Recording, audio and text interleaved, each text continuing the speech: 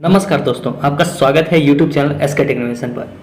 ये काफ़ी ज़्यादा इंपॉर्टेंट वीडियो होने वाली, क्योंकि इसमें आप लोगों ने बहुत सारे डाउट्स पूछे थे, वो सारी चीज़ें कवर होंगे। तो टॉपिक देख लीजिए पहले, तो ये मैं हमेशा करता हूँ ताकि आपको क्लियर हो जाए कि इसमें क्या क्या होगा वीडियो के अंदर, तो आप वीडियो को देख सकें। देखिए इसमें होगा क्या। पहला तो एक न्यूज़ आर्टिकल है, करेक्शन के लिए पोर्टल फिर से खुलेगा, इसके रिगार्डिंग है, बहुत इंपॉर्टेंट है, वो दिखाएंगे। उसके बाद अगर आपका स्टेटस 1 महीने 2 महीने से पेंडिंग है या फिर ये सारी जो सवाल है उस पर कवर करेंगे। उसका रिजेक्टेड है बैंक है, यूआईडी इनेबल या जितने भी रीजन है, लेकिन आपका फिर भी अपडेट नहीं हो रहा है, उस पर बात करेंगे। उसके बाद एक है bank name is not as per PFMS bank master, इस पर बात करेंगे।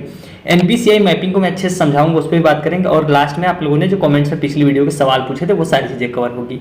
तो ये सारे टॉपिक हैं जो इस वीडियो के अंदर कवर होंगे। तो वीडियो को फटाफट से 4 लोग लाइक कर दीजिए। उसके बाद हम लोग चलिए वीडियो को शुरू करते हैं, और जिन्होंने सब्सक्राइब नहीं किया वो लोग सब्सक्राइब कर लें। चलिए चलते हैं अपडेट की तरफ। तो पहले हम लोग कवर कर लेते हैं कि करेक्शन संशोधन के लिए एक बार फिर से पोर्टल खुल सकता है। ऐसा मैं क्यों बोला ये आपको दिखा देता हूँ। ये दैनिक भास्कर का आर्टिकल है, ये कल का है, आधी से देख सकते हैं आप 14 घंटे, मतलब कि कल इतने ही टाइम, मतलब कल शाम का, बेसिकली रात का। तो इसमें देखिए लिखा क्या है। मऊ में छात्रवृत्ति संशोधन की डेट बढ़ाने की मांग, छात्र नेताओं ने जिला समाज कल्याण अधिकारी को सौंपा ज्ञापन, आंदोलन की चेतावनी। जी आप बिल्कुल सही पढ़ पा रहे हो। करेक्शन यानी संशोधन का जो पोर्टल आपको पता है 19 से लेकर 27 के बीच में खुला था, लेकिन बहुत से विश्वविद्यालयों के रिजल्ट नहीं आए थे उस टाइम पे, इसलिए उनका जो है कि वो लोग अपडेट नहीं कर पाए। तो जो ये मऊ से आ रहा है, जो छात्र नेता थे उन्होंने मतलब ज्ञापन सौंपा है, उन्होंने देखिए वार्निंग दी है एक तरह से, आंदोलन करेंगे अगर उन्होंने ऐसा नहीं किया गया तो। देखिए लिखा है ना, पूरा न्यूज पढ़ लेते हैं। मऊ में छात्रवृत्ति समस्या को लेकर आए दिन छात्र परेशान हो रहे हैं, जिसको लेकर डीसीएस के पीजी कॉलेज के छात्र नेताओं ने छात्र संघ उपाध्यक्ष के पद के प्रत्याशी शुभम गुप्ता के नेतृत्व में जिला समाज कल्याण अधिकारी की अनुपस्थिति में बड़े बाबू को ज्ञापन सौंपा। तो उन्होंने देखिए क्या लिखा है। ज्ञापन में सत्र 2022-23 में छात्रवृत्ति आवेदन करने वाले छात्रों का विश्वविद्यालय द्वारा गत वर्ष का रिजल्ट समय से नहीं आने पर आवेदन निरस्त कर दिया गया। वही बात है जो मैंने आपको बताया था, अगर आपने रिजल्ट नहीं अपडेट किया होगा 27 तक तो आपका जो है कि फॉर्म रिजेक्ट कर दिया जाएगा। तो ये भी उनकी भी यही सेम समस्या थी। इन्होंने इसको लेकर जो है कि ज्ञापन लिखा है और सौंपा है कि भाई रिजल्ट हमारा नहीं आया था उस टाइम पे, तो आप लोग दोबारा से एक बार पोर्टल खोलिए, नहीं तो मतलब हम लोग का जो है कि पढ़ाई इसी चलती है वो सारी रुक जाएगी। यहाँ पर देखिए लिखा हुआ संशोधन नहीं करा पाया, उनका छात्रवृत्ति आवेदन निरस्त होने की दशा में। इससे अधिकांश विद्यार्थी परेशान होकर उनका कहना है कि छात्रवृत्ति नहीं आई तो उनकी आगे पढ़ाई रुकने की संभावना है, इसलिए इन्होंने ज्ञापन सौंपा। अगर ऐसा नहीं होता है, देखो इन्होंने बोला कि ये लोग आंदोलन भी करने के लिए मतलब ये लोग करेंगे। देखिए लिखा है ना कि अगर ये सारी इनकी मांगे फुलफिल नहीं हुई तो ये लोग आंदोलन करेंगे। तो ये सारी चीजें देखिए लिखी हुई है। और मैंने एक पोल भी डाला जिसमें मैंने आप लोगों से पूछा था कि करेक्शन और के लिए पोर्टल दोबारा खुलना चाहिए नहीं खुलना चाहिए। तो 50% लोगों का कहना है कि खुलना चाहिए और 50% लोगों का बोलना है कि नहीं खुलना चाहिए। तो देखो खुलेगा तो घाटा ही है, मतलब घाटा है, कुछ लोगों को फायदा है। घाटा क्या है वो बता देता हूँ मैं। देखो जैसे अगर करेक्शन पोर्टल दोबारा खोलेंगे तो आप लोगों की जो छात्रवृत्ति आनी है वो और आगे चली जाएगी और डिले हो जाएगा सारा प्रोसेस। जो मार्च में आनी है वो चली जाएगी अप्रैल मई में, तो ये डिले हो जाएगा। तो एक पक्ष को घाटा है, वहीं दूसरे पक्ष जैसे मान लो कि 5-10 लाख तो ऐसे छात्र होंगे, 5 लाख कम से कम, जिन्होंने मतलब अपना रिजल्ट अपडेट नहीं किया, तो बेचारे उन लोगों की पढ़ाई रुक जाएगी। तो अगर ये पोर्टल खुल जाएगा तो वो लोग अपना रिजल्ट अपडेट कर लेंगे। तो ये दो मतलब एक सिक्के के दो पहलू हैं, जो फायदा और नुकसान होगा। ये आर्टिकल मैं आपको टेलीग्राम चैनल पे अवेलेबल करा दूंगा, आप लोग वहां से पढ़ लेना, इसको लिंक में डाल दूंगा, वहां से आप लोग ये चीजें पढ़ सकते हो। तो ये तो पहली चीज हो गई।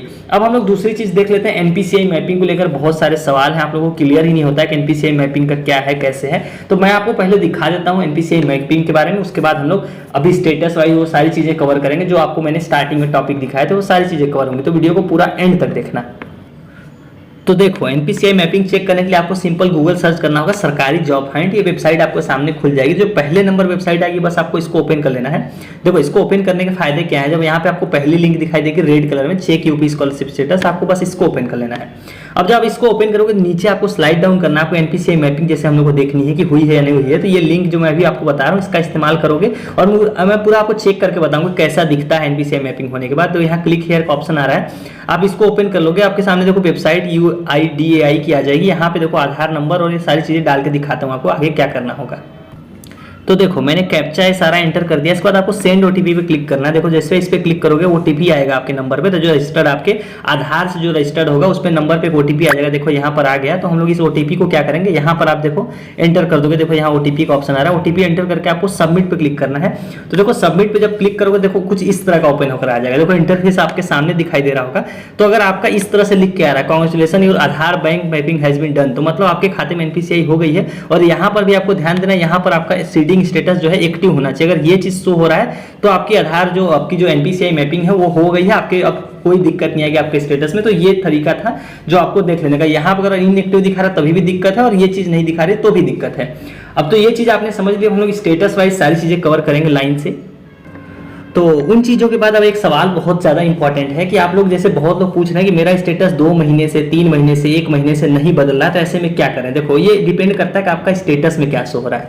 जैसे कुछ लोगों का स्टेटस है पेंडिंग एट DW, तो इनका देखो नवंबर आखिरी में 8 नवंबर को अपडेट हुआ था, तो इनका भाई काफी टाइम हो गया तो अपडेट नहीं हो रहा। तो देखो इनमें होगा क्या बेसिकली, देखो अगर पेंडिंग एट DW है तो अभी आपकी जो मैंने आपको पिछली वीडियो देखी हुई तो आपको अब मैं बताता हूं कि जो 12 दिसंबर वाला सर्कुलर है अभी DW उसी को भी एग्जैक्ट फॉलो कर रहा है, इसी की टाइमलाइन को फॉलो कर रहा है। तो इसके हिसाब से जिनका पेंडिंग है DW है, इनका अभी आप देखोगे एक चीज तो नोटिस करोगे तो वो तेजी से वेरीफाई हो रहा है। अभी पिछले 3 दिनों में मतलब मेरे पास ही करीब मेरे पास ऐसे 40 स्टेटस होंगे जिनके वेरीफाइड हुए हैं अभी 2-3 दिनों के अंदर। तो जिनका पेंडिंग है DW है इनका सभी का 16 फरवरी तक चांस है कि बिल्कुल वेरीफाई हो जाएगा। यहाँ से 17 फरवरी तक, 16 नहीं 17 फरवरी तक इनका जो है कि पेंडिंग है DW वाले वेरीफाई हो जाएगा। तो अगर आपने इतने दिन इंतजार कर लिया तो आपको बस वेट ही करना है, क्योंकि आपको लग रहा होगा कि इसमें कुछ गलत है लेकिन ऐसा नहीं है।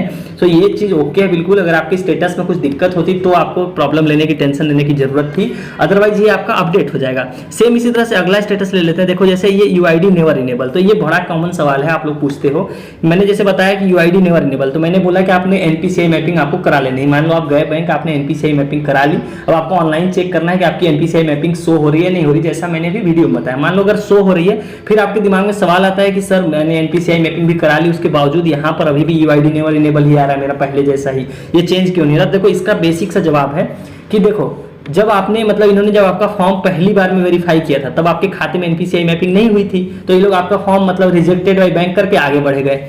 अब आपने क्या किया, आपने अपने NPCI मैपिंग करा लिया, लेकिन अब आप सोच रहे हो अपडेट क्यों नहीं हो रहा। आप सिंपल सी कॉमन सेंस की बात है कि जब तक आपका फॉर्म ये लोग दूसरी बार दोबारा से नहीं देखेंगे तब तक आपका यहाँ पे अपडेट नहीं होगा। सो अगर अभी तक अपडेट नहीं हुआ तो हो सकता है कि आपका फॉर्म दोबारा नहीं देखा गया है, और ये अपडेट कब तक होगा वो भी सुन लो ध्यान से। 16 फरवरी तक जिनका भी रिजेक्टेड बाय बैंक है वो चीजें अपडेट हो जाएंगी। अगर आपका सस्पेक्ट में नहीं है, सस्पेक्ट में है फिर भी बैंक के जो वेरिफिकेशन का टाइम है PFMS वो 16 तक होना है, तो ये आपका ये चीज चेंज हो जाएगा। जिनका भी ये है, मैं समझ सकता हूँ कि आपको समझ में आ गया होगा कि आपने NPCI मैपिंग करा ली, उसके बावजूद आपका ये अपडेट क्यों नहीं हो रहा। वो इसलिए क्योंकि आपका फॉर्म हो सकता है कि दूसरी चरण में इन्होंने अभी तक देखा नहीं है, इस वजह से ये समस्या आ रही है। सेम इसी तरह से देखो इनका भी काफी टाइम से अगर पेंडिंग है तो सेम इसमें भी वही है कि ये तो चीजें 17 से चेंज होना शुरू होंगी। मैंने आप लोगों को बता दिया ऑलरेडी कि ये 17 से DW के पास जाएगा NIC से डेटा, तब ये चीजें शुरू होंगी।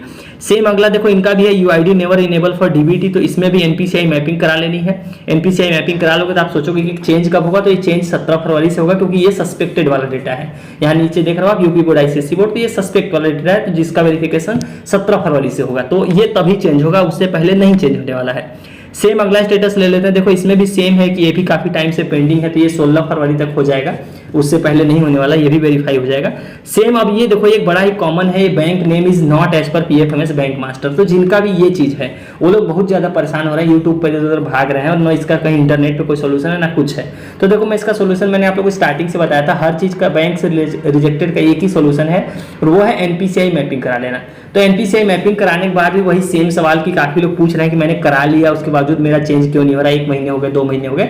तो सेम यहाँ पे भी सेम एक्सप्लेनेशन बनता है कि आपने NPCI मैपिंग बाद में कराई है और आपका फॉर्म अभी तक हो सकता है कि सेकेंड राउंड में इन्होंने देखा नहीं है, मतलब NIC ने और PFMS ने दोबारा आपका फॉर्म वेरीफाई नहीं किया है, इस वजह से ये शो हो रहा है। तो जैसे ही आपके फॉर्म का नंबर आएगा आपके, उसी तरह से ये चीज वेरीफाई हो जाएगी अगर आपने NPCI मैपिंग करा ली है। तो देखो मैं एक प्रूफ भी दिखा देता हूँ। अभी हाल फिलहाल मेरे पास अभी तो एक ही स्टेटस है, ऐसे कई स्टेटस जिनके ये चीजें थी वो लोग वेरीफाई हो गए। तो आप देखो इस छात्र के नंबर और परसेंटेज देख लेना, ये 516 75% है। देखो इन्हीं का स्टेटस मैं आपको दिखा देता हूँ जो इनका वेरीफाई हो गया, तो आपको ज्यादा मतलब क्लियर हो जाएगा कि हाँ नहीं सही बात है, हो रहा है। देखो इन्हीं का स्टेटस है, ये वाला बगल में जो स्टेटस है ये देखिए, इनका 516 75%, तो इनका आप देखो वेरीफाइड बाई बैंक हो गया है। जबकि पहले अगर आप पीछे वाले में देखोगे तो इनका यही सेम इन्हीं छात्र का status bank name is not as per PFMS bank master था। तो इन्होंने NPCI मैपिंग जैसा मैंने बोला था करा लिया, तो इनका जब राउंड आया तो ये चीज इनकी वेरीफाई हो गई। तो जिनका भी ये स्टेटस है वो लोग भी परेशान ना हो, आपका जैसे ही फॉर्म आपका वेरीफाई करना मतलब आपके फॉर्म का नंबर आएगा ये चीज चेंज हो जाएगी।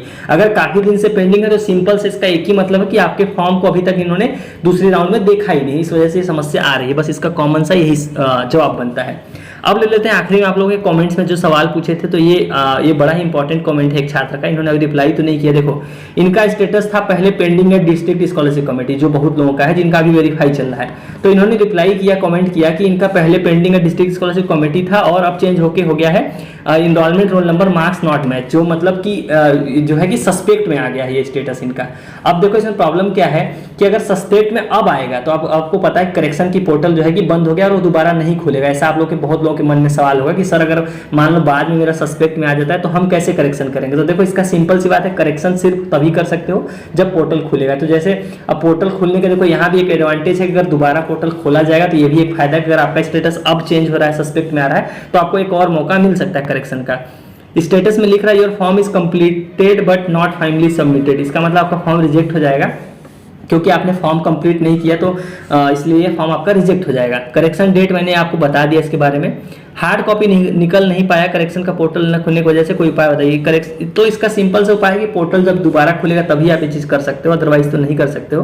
Bank name and IFSC code are not related, ये चीज़ का सोल्यूशन एक ही था कि आपको करेक्शन के टाइम पे बैंक की डिटेल चेंज कर लेनी थी, या तो IFSC कोड चेंज कर लेना था या फिर आपको दूसरा बैंक लगा लेना था उस टाइम पे। और दूसरा सोल्यूशन ये है कि आप अभी दूसरा अकाउंट है तो आपके पास हो, उसमें NPCI मैपिंग करा लो, तो उसमें ये चीज़ें आपकी छात्रवृत्ति आने के चांसेस हैं, उसमें आ जाएगी। ये स्कॉलरशिप कितना आता है इस पे अभी काम चल ही रहा है, ये बहुत मतलब थोड़ी सी उस टाइप का टॉपिक है। पेंडिंग है डिस्ट्रिक्ट स्कॉलरशिप कमेटी, मैंने बता दिया। अगर स्टेटस 75% कम बता रहा है तो आपका फॉर्म रिजेक्ट हो जाएगा, अटेंडेंस 75% होनी चाहिए। सो ये सारी चीज़ें हो गई वीडियो के अंदर, उम्मीद करता हूँ आपको समझ में आया होगा। मैंने लगभग हर ही चीज़ इसमें से कवर कर दी जो भी यहाँ पर मैंने लिखा हुआ है, और मैं कोशिश करता हूँ आपको डिटेल में समझाइए, जो आपको कोई नहीं समझाएगा। मैं अपनी तरफ से हर जानकारी अच्छे से इकट्ठा करके रिसर्च करके तभी आप लोगों के लिए लाता हूँ कि कौन सी चीज़ें कहाँ से मतलब होती हैं, कैसे होती हैं। तो वीडियो को सब लोग लाइक करके जाना, और जिन्होंने अभी तक चैनल को सब्सक्राइब नहीं किया वो लोग सब्सक्राइब कर लें। और so thank you for watching.